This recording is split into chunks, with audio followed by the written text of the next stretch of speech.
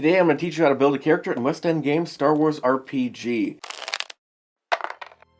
Now this role-playing game is the original one, the first one to come out, and it is based entirely around D6s, or six-sided dice, or just dice. We're just calling them dice. We're using the normie name, because I'm not even sure if the polyhedral dice actually existed back then. I don't know, maybe they did. Point is, when you see in the game talking about dice, it's just D. A number, then a big old capital D. That's it. That's your dice code. That's a word you gotta remember. Dice code, which tells you how much dice to roll. You use just a six-sided dice, and if you look at the character sheet, we got a sample one right here. In the middle section, you have everything you need to know mechanically about your character for the most part. We got 6 main attributes, each with a list of skills underneath tied to that attribute. And all of the attributes and some of the skills, actually technically all of the skills, have a dice code next to it. We'll get into why most of these skill dice codes are blank. We'll come back to it. But the dice code indicates how many dice you roll, and you simply add the sum total together. So, for example, let's say I want to punch the Wookiee in the face for some reason. I'm playing this character, and I have a death wish. I'm going to punch the Wookiee in the face. GM says, okay, roll a brawl check, and I check my brawl. 4D. We got 4 dice. And so we're just gonna roll those, add the sum total together, and that tells me how good I did at the thing. You also see some dice codes will have a +1 or a +2 after it. That means you roll that number of dice, and then you add the +1 or +2 onto your sum total. Pretty simple. Okay, so when building your character, it's important to have a pretty decent idea of what your concept is, because there is no random rolling here. You need to know what you want to do so you can make your decisions as you go on. You want to know what your species is, which could be either human, alien, or droid. For the purposes of this video, we're just going to focus on human. So, our character concept. I'm going to use one I've had in my head for a long time. Lieutenant Dinobot or Captain Dinobot. I'm not really sure which sounds better. Anyway, this basic concept, it's derived from Dinobot from the Beast Wars cartoon, which I grew up watching, an offshoot of Transformers. You had the heroic Maximals and the evil Predacons duking it out. In the pilot episode, a Predacon named Dinobot actually ended up having to defect to the Maximals and be a good guy. Though it's not like his personality changed overnight. He still had a lot of values of the Predacons and was kind of chomping at the maximal bit, so to speak. Definitely a lot of button heads there. And I don't want to make a character that's just Dinobot in Star Wars, but I do want to make a character that's that basic idea of a defector to another side who still retains some of the values of his previous side, and so there's a bit of butting heads there. And so for a Star Wars game, especially this game, which is really built to where you're the good guys, you're the rebels, I'm going to make my character a former Imperial officer who has defected to the rebels, but still in many ways is the quintessential Imperial officer, kind of snooty, with a thick British accent, looks down on people, at least these rebels. Undisciplined, poorly trained, uncouth rebels. He's not like a foppish kind of character. He just believes in having a clean appearance and shining your boots per regulation and all that, and just being very strict and disciplined, and he butts heads with the rebels. That's the basic idea so far, and you can write basic lore stuff, physical description, and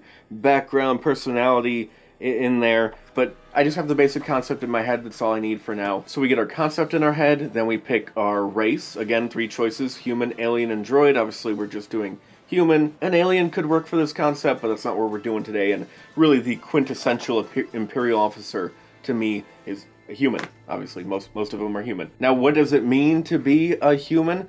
Well, basically, it just affects the next step, which is we assign 18 dice, or more specifically 18 attribute dice, to our 6 main attributes. And a human has specific limits. When we do this, none of the 6 main attributes can be lower than 2D, and none of them can be higher than 4D. So it may be tempting, and not a bad way to go about doing this, is to simply just take our dice and put 2D in every single attribute, which would leave us with 6 dice left over, and then just assign the 6D wherever we want. My preferred method to build a character is simply to start a build with one that takes up all of the 18 dice already, and then I'm going to move them around as I see fit. and a lot of builds would fit this description. Obviously, a 3D in each of our 6 attributes is the most well-rounded character you can make, and that's 18 dice. If I wanted to, I could just do that and move on to the next step. That's a perfectly fine character.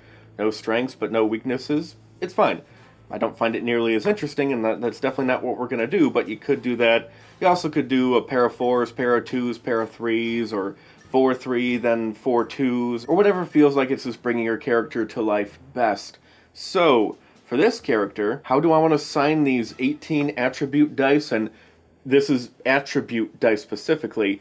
We can only spend them now during this character creation step. We can't hold on to them. This currency is null and void after. We have to spend all of them. And also, we need to remember that your attributes don't actually change willingly after this, so make sure you got them where you like them. So how do I assign my attributes? Well, really my concept doesn't give me any clues, but it does give me a lot of freedom. I mean, what kind of Imperial officer is he? Maybe he was a squadron leader, or maybe he commanded capital ships, maybe he commanded troops on the ground. There's so many different things he could have been. Personally, I'm going to let the personality I have in my head kind of guide me for this. I see him as a sort of a well-educated, highfalutin, hoity-toity kind of person who looks down on the rebels. I want him to be really smart and clever. Those are going to be his 2 biggest strengths. Now, also, because he's an officer, I want his physical capability to be solid, at least. It doesn't have to be great, but he's someone who keeps himself in decent shape. It's just a normal part of serving in the Empire's military, or, just being in the military in general, fighting for a good cause. So those are going to be my guiding principles for assigning these dice to this character. Now, for the 6 main attributes, what are they and what do they do? Dexterity, knowledge, and strength are pretty self-explanatory to most people, especially if you've played an RPG before. No real surprises here. Although dexterity does have a bit more of a combat focus than you might expect, with less utility than you might expect moved over to other areas. But for the most part, no surprises here. Now, perception is kind of a weird one. It, of course, deals with your natural ability to perceive your surroundings, but also of other people. So skills under this are going to be your talking skills, like bargain, command, and con, how well you can con someone, but also con-related things. Now, mechanical and technical are your natural ability in dealing with different types of technology, as you might expect. It's a little weird, though. Mechanical is basically your ability to drive a car, whereas technical is knowing how to change the oil or whatever else, right? Mechanical is operating a large machine or system, mostly as it pertains to vehicles, whereas technical is like popping the hood and tweaking with stuff. So in technical, you'll find repair and programming, those sorts of skills. Also things like demolition and security. Even medicine is in there because that's the closest related attribute, I guess. Mechanical mostly deals with vehicles. Piloting vehicles or working the subsystems of vehicles like astrogation, gunnery, that sort of thing, shields. Also beast riding is in there because that's kind of related to piloting, right? It's kind of like medicine. It's the biological thing, just sort of thrown in there because that's the best fit, I guess. So for this character, Lieutenant Dinobot, or whatever, knowledge and perception are going to be the attributes I want to focus on the most. So I'm going to put a 4D in both of those. I think the idea I want to go with is that part of climbing up the ranks in really anything is politics. It doesn't matter where you are, military, whatever else, it's all politics, and being able to manipulate people can be to your advantage. Knowing how to play the game, how to know what they want and tell them what they want to hear so you can get what you want. I suppose knowledge would tie heavily into that as well, and as I said before, I want them to be kind of haughty and sophisticated, overly educated, and that sort of thing. So a high knowledge is going to work. Now, as far as his actual job in the military, I kind of like the idea of him being an interrogator, but so good of an interrogator that he almost never used interrogation droids. Just a little detail I thought was interesting about him, that I made up. So I'm going to put a 4D in each of those. Now, because he keeps in pretty decent shape, because he's well-disciplined and no fatties in the Empire, or Rebellion, he is a firm, loyal supporter to the Rebellion. We're going to put a 3D in both dexterity and strength, which leaves us for a 2D in mechanical and technical. You can make a case for this being too low. I like it because, one, I just like a lot of weaknesses. Also, I think he sees himself as having a specific place, as he would all people. All people have their place, their strengths, their weaknesses. And really, flying a thing or fixing a thing, there's a ensign or a whatever. There's a lower ranked person for that. We have lesser people to deal with that crap. He doesn't need to focus on that kind of thing, and I like the idea of just having that weakness, and it's in the form of machinery. It was just something he never really had a knack for, and these confounded machines, that sort of thing. I may throw in, improve some extra skills in here in order for it to make sense, but yeah, I'm going to start with the 2D in both mechanical and technical. Now again, I could stop right here.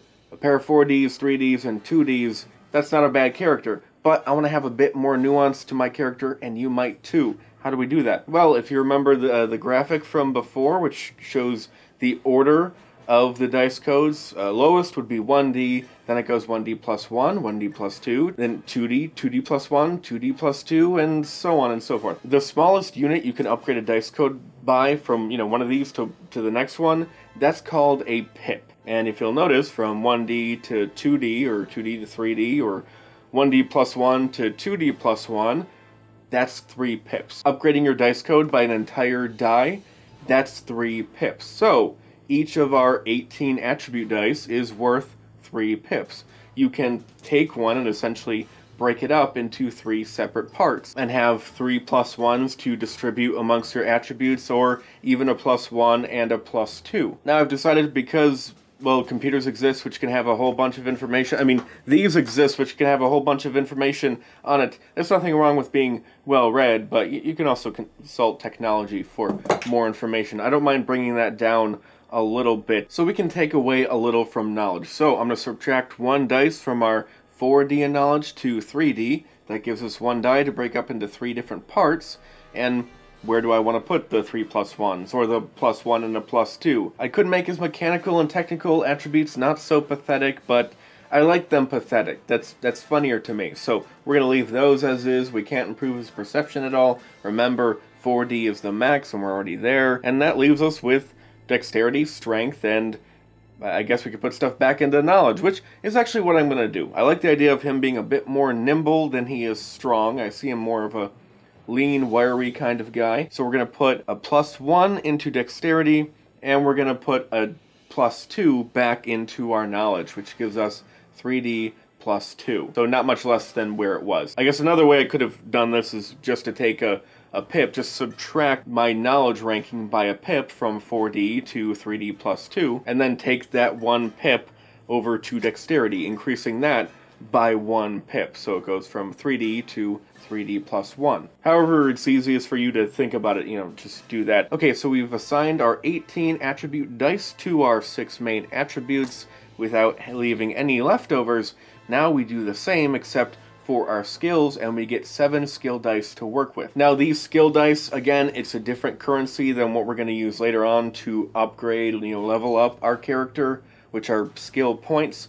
That's different. So we have to spend all of them on our skills now. The dice codes start equal to the attribute above it. So because I have a mechanical attribute of 2D, all of those skills listed underneath also start at 2D. Which is why in our example character, most of the skills were left blank, because you don't really need to write anything, you just look to the attribute above it. All of his knowledge skills are blank because his knowledge is 2D plus 1, and you just do that. Now when assigning these 7 dice to our skills, we do have some limitations. No individual skill is limited to a specific number exactly. However, you cannot increase a skill during the step of character creation by more than 2D. So, all of my mechanical skills, for example astrogation, it starts at 2D, because that's what my mechanical attribute is 2D. And if I want to put some dice into it, 2 dice to be specifically, I can, and that will boost it up to 4D, but I can't go any higher than that. And just like with the attribute dice, you can take these and break them up into the 3 components and assign the plus 1s, the 3 plus 1s, or the plus 1 and the plus 2. Now for his skills, I really want to focus on his talking skills right out of the gate. 4D I think is good for command, just commanding the troops and the like. That's perfectly fine.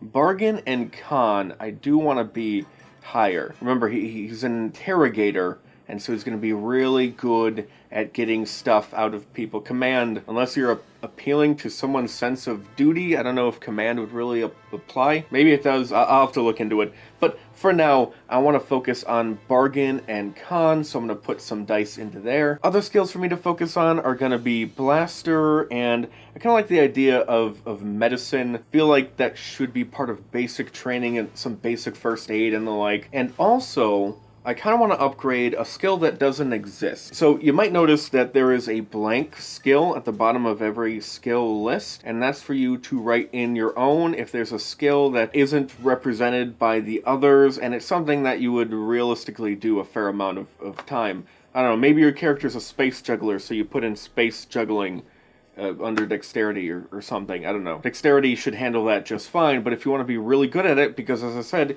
you're a space juggler in a space circus, I guess, you would write in space juggling. For this guy, because he's an Imperial officer, I'm going to write in Imperial stuff or something. I'll probably work with the GM to come up with a better name and get a sense of where the boundaries are. Look up in the knowledge section, more detail on the other knowledge skills, so you and the GM have a general idea of what a knowledge skill should be. The kind of information it could tell you, how specific of a skill it should be, how specific of knowledge you can get out of it, and all that stuff. But I'm just going to put Imperial stuff and put some dice into that.